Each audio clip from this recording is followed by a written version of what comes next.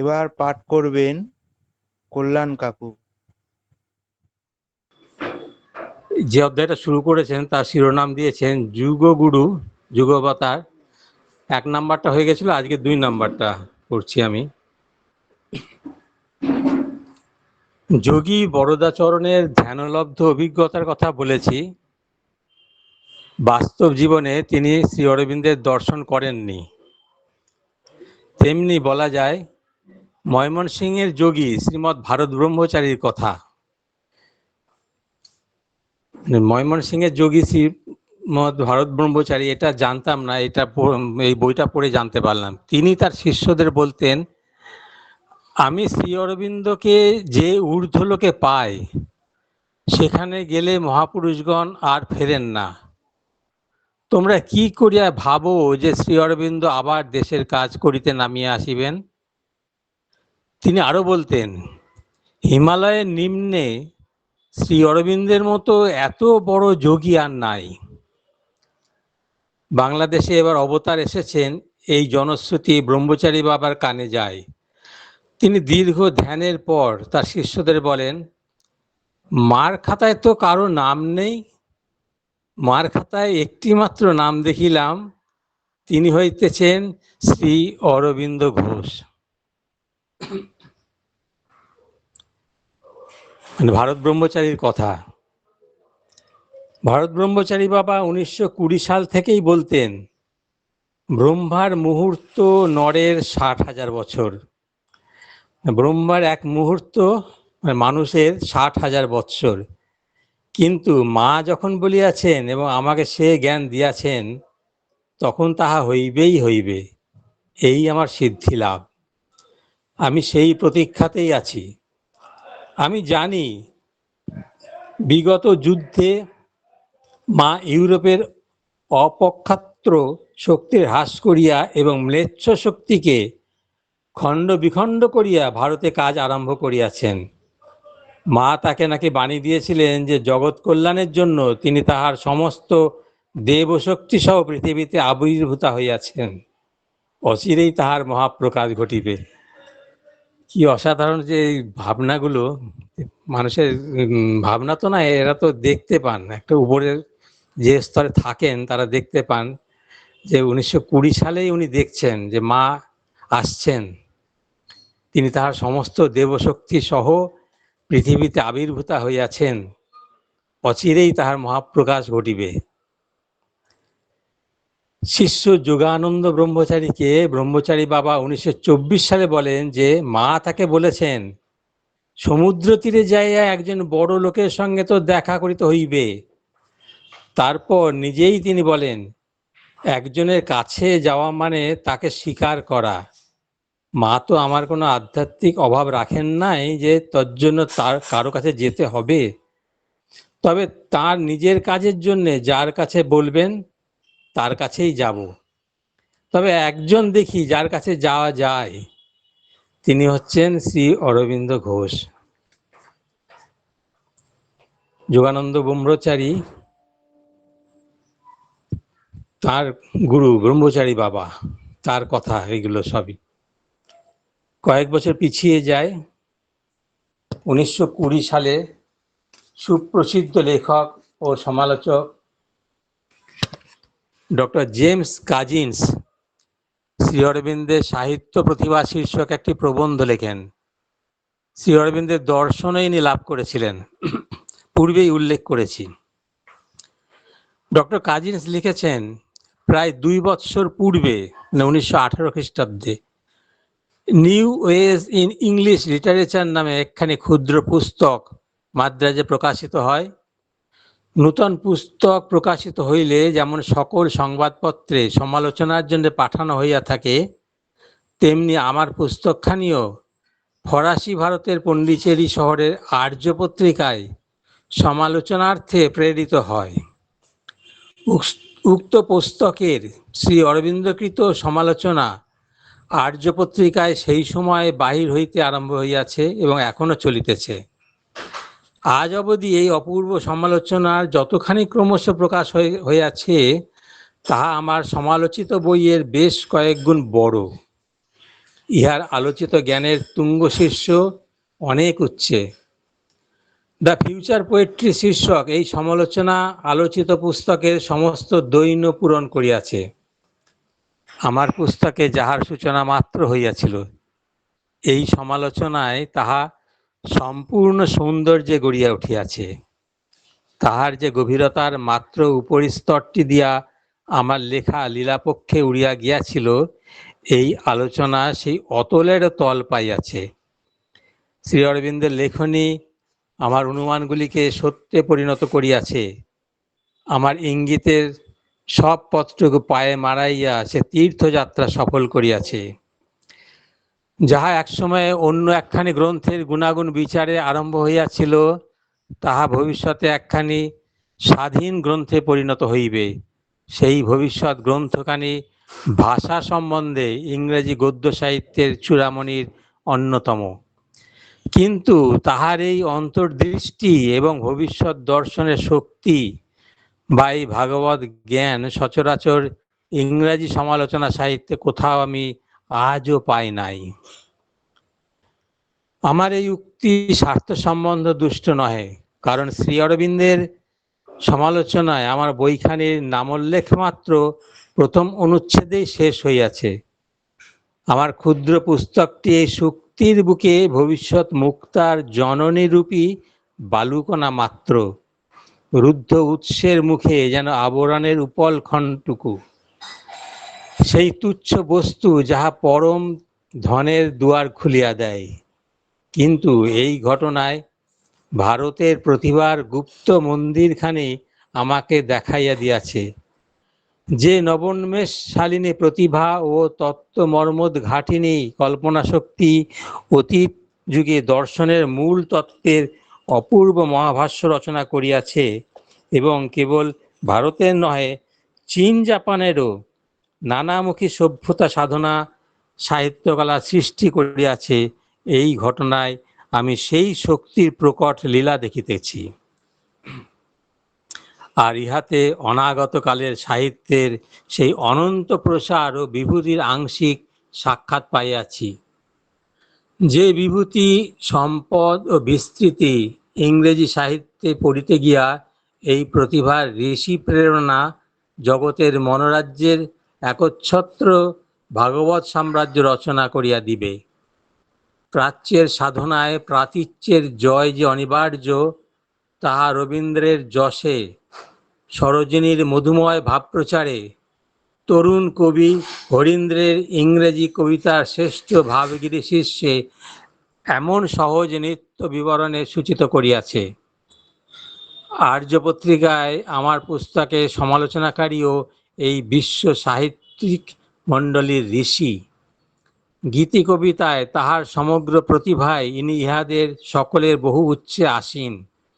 কারণ কবি প্রতিভার সহিত আছে সাহিত্যে ও দর্শনে তার বিশ্বকোষ সুলভ জ্ঞান, দীপ্ত প্রাণবান ভাষা এবং পারমার্থিক শিবদৃষ্টি। এই শেষোক্ত গুণে জগতের শ্রেষ্ঠ মন্ত্রদ্রষ্টাদিগের তিনি অন্যতম।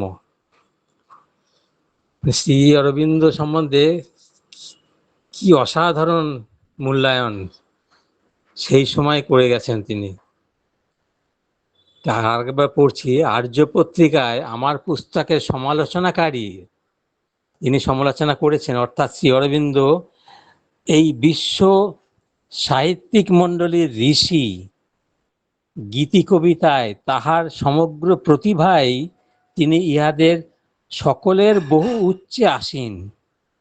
কারণ কবি প্রতিভার সহিত আছে সাহিত্যে ও দর্শনে তাহার বিশ্বকোষ সুলভ জ্ঞান, দীপ্ত প্রাণবান ভাষা এবং পরমার্থিক শিবদৃষ্টি। এই শেষোক্ত গুণে জগতের শ্রেষ্ঠ মন্ত্রাদিষ্টাদিকে তিনি অন্যতম। অসাধারণ গুণাবলীর অধিকারী এই মহামানবের দৃষ্টিতে অন্তর্জগৎ নিত্য দীপ্যমান। তাহার চরিত্রে অপূর্ব সামঞ্জস্য ও মাধুর্যের সংমিশ্রণ ঘটিয়াছে এবং নিজের সাধনালব্ধ শিবজ্ঞান তিনি জাতি বর্ণ নির্বিচারে সকলকে বিতরণে সদা উন্মুখ। দর্শনের যে মূল তত্ত্বগুলির দিকে ইউরোপীয় দর্শন বহু আয়াসে অনেক কষ্টে শনয় শনয় যাইতেছে, অরবিন্দের আর্য পত্রিকায় সেগুলি পূর্ণ নির্দেশ পাই আমরা। আইনস্টাইন আবিষ্কৃত আপেক্ষিকতা বিষয়ক যে তত্ত্ব 2-10 দিনের শখের মজলিসে নাড়াচাড়া খাইয়াই বিস্মৃতির অতল গর্ভে বিসর্জিত হইল, ভারতের এই মন্ত্রদ্রষ্টা দার্শনিক কবির কাজে সে তত্ত্ব জীবনের রসস্বরূপ, শুধু বিচারের বস্তু নহে, পরন্তু জ্ঞানের পরম ধন, নিছক মন্তব্য প্রকাশের বস্তু নহে, পরন্তু জীবনে রূপায়িত করিবার সামগ্রী। ঘোষ মহাশয়ের কাছে আপেক্ষিক বিশ্ব এরূপ সত্য বলিয়াই সে জগতের ভিত্তিস্বরূপ সেই নিরপেক্ষ নিত্য সম্পদ এত অধিক জীবন্ত সত্য। তাহার চক্ষে ভগবান একটি মতবাদ মাত্র নহেন, তিনি সজীব আত্মময়। অপরোক্ষ অনুভূতির যত উপায় ও পন্থা, সকলের কথায় তাহার রচনায় আপূর্যমান সমুদ্রবৎ রহিয়াছে। তাহার কবিতায় আছে সব সঙ্গীত যে তাঁর হাসির ধ্বনি, সব রূপ মাধুরী যে তাঁরই মত্ত আনন্দে স্মিত হাসি, আমাদের জীবন তার হৃদয় স্পন্দন, আমাদের সুখ তরঙ্গ রাধা আর কৃষ্ণের রাস মিলন, আমাদের প্রেম তাহাদের চুম্বন। এই কবি পুরাতন তত্ত্বগুলিকে সম্প্রদায়ের অন্তঃপুর হইতে টানিয়া আনিয়া ইংরেজি সাহিত্যের জীবন পথে আজ রাখিয়া দিয়াছেন। বিশ্ব সাহিত্যে পূর্ণ রসাস্বাদন করতে গেলে শ্রী অরবিন্দের দ্য ফিউচার পোয়েট্রি গ্রন্থটি অপরিহার্য বলে অনেক সমালোচকই মনে করেন। দেশ বিদেশে শ্রী অরবিন্দের বিপুল সাহিত্য কীর্তির যে সমালোচনা হয়েছে, আয়তন বাহুল্যের কারণে বর্তমান পরিসরে তার সম্পূর্ণ উদ্ধৃতি সম্ভব নয়।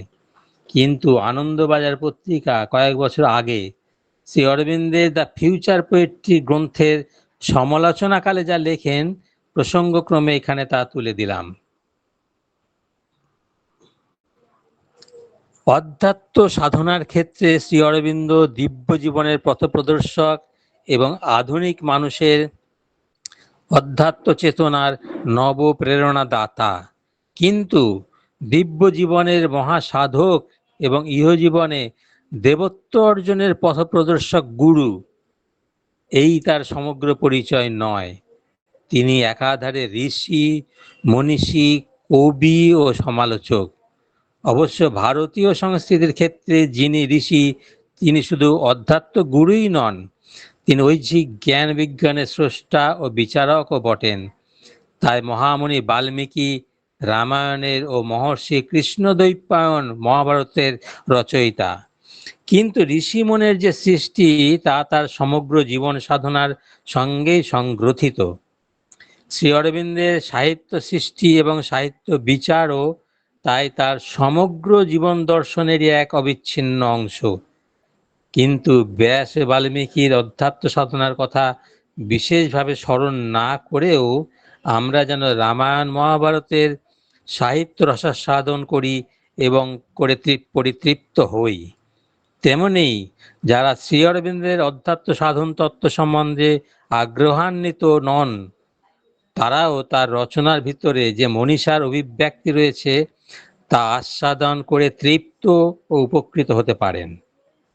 যা অধ্যাত্ম তত্ত্ব নিরপেক্ষভাবে ও সাহিত্যানুরাগী পাঠক যত্নের সঙ্গে পর্যালোচনা করতে পারেন এবং করে উপকৃত হতে পারেন, তেমনি একখানি গ্রন্থ শ্রী অরবিন্দের দ্য ফিউচার পোয়েট্রি। প্রায় 40 বৎসর পূর্বে শিল্পী ও কবি সমালোচক mister James Cousins new wedge in English literature শীর্ষক একখানি সাহিত্য সমালোচনা গ্রন্থ লেখেন। সেই গ্রন্থখানি শ্রী অরবিন্দের আলোচ্য গ্রন্থের অনুপ্রেরক। মিস্টার কাজিন্সের গ্রন্থখানির আলোচনা প্রসঙ্গে শ্রী অরবিন্দের মনে যে সাহিত্য চিন্তা উদ্বোধিত হয়, 1917 সনের 15ই ডিসেম্বর থেকে 1920 সনের 15ই জুলাই পর্যন্ত আর্যপত্রে তা ধারাবাহিকভাবে প্রকাশিত হয়েছিল। দ্য ফিউচার পোয়েট্রি সেই প্রবন্ধাবলীরই গ্রন্থাকারে পুনর্মুদ্রণ। গ্রন্থখানি 32টি অধ্যায়ে সম্পূর্ণ, অন্যান্য বিষয়ের সঙ্গে নিম্নলিখিত বিষয়গুলিও গ্রন্থের মধ্যে আলোচিত হয়েছে। কাব্যের আত্মা, ছন্দ, গতি, কবি দৃষ্টি ও মন্ত্র, কাব্যের জাতীয় অভিব্যক্তি, ইংরেজি কাব্যের প্রকৃতি, ইংরেজি কাব্যধারা, আধুনিক সাহিত্যান্দোলন, সাম্প্রতিক ইংরেজি কাব্য, কাব্যের আদর্শ ইত্যাদি। গ্রন্থের আলোচ্য বস্তু এত ব্যাপক ও গভীর, সাহিত্যের এত সূক্ষ্ম ও উচ্চ তত্ত্বসমূহ এতে আলোচিত হয়েছে যে এখানে শুধু তার দিগদর্শন করা সম্ভব নয়। আমরা শুধু আভাস মাত্র দিয়ে সাহিত্য রসজ্ঞ ব্যক্তি মাত্রকেই কাব্যতত্ত্ব নিষ্কাশিত এই অনুপম রস আস্বাদনের জন্য আহ্বান করিব। তার সাহিত্য চিন্তার সঙ্গে সকলেই একমত হবেন এ আশা আমরা নিশ্চয় করব না, কিন্তু এ গ্রন্থ পর্যালোচনার ফলে যে বহু অননুভূত সুগভীর সাহিত্য ভাবনা উদ্বৃত্ত হবে সে কথা আমরা নিঃসংশয় বলবো। আজকে আর পাঠ করব না, জয়ন্তিকাদি থাকেন, শেষে জয়ন্তিকাদির একটু কথা শুনি। সবাইকে আমার প্রণাম জানাই, জানি আমার পাঠ আজকে এখানে শেষ করছি।